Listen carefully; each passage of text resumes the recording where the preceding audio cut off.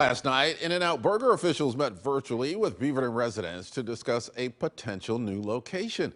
Right now, they're considering a spot near Southwest 107th and Beaverton Hillsdale Highway. And I know, Jenny, you're very excited about this.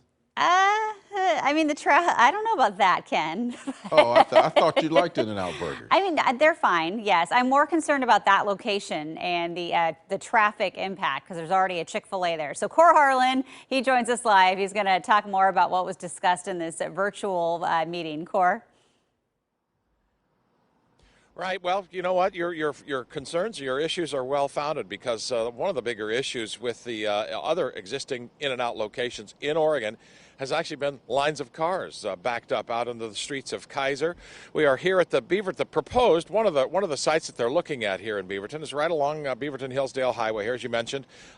It is in the space of an old Hawaiian time restaurant here that has a footprint of sort of an In-N-Out burger and make a nice transformation here into an In-N-Out. But as you mentioned, Jenny, just a little bit to the west of here, right next door. In fact, that Chick-fil-A restaurant, it already has had to deal with traffic problems, and there are some concerns amongst people, quite honestly, here that an In-N-Out burger right next to a Chick-fil-A would just simply be too much traffic for this part of Beaverton Hillsdale Highway. They had a community meeting last night, a virtual community meeting featuring a lot of folks, the managers with In-N-Out Burger, who did what they could to sort of assuage people's concerns about too much traffic in the area of this proposed In-N-Out restaurant on Beaverton Hillsdale Highway. If you are not wanting to come to the In-N-Out location, our traffic control people are making sure to direct everyone who is not trying to be in our In-N-Out line gets through and gets to their desired location as quickly and efficiently as possible. And we have been successful in implementing that. Well, managing crowds is a good problem to have if you have a burger joint. Now, Jenny and Ken, one of the other things that came out of this community meeting last night was raised by the In-N-Out folks who say that they could potentially open more than one location in the Portland area to sort of disperse the crowd instead of having it all focused on one store. Maybe open 2 stores, 3 stores at the same time.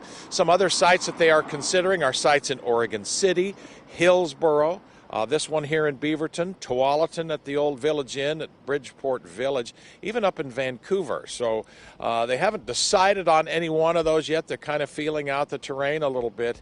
But as you mentioned, Jenny, this location here, just down from Jesuit, between Jesuit High School on one end down here and 217 on the other, it's a busy and well-traveled section of 217 already, so maybe an In-N-Out burger here may or may not work. Chick-fil-A has managed to make it work. We'll see what happens.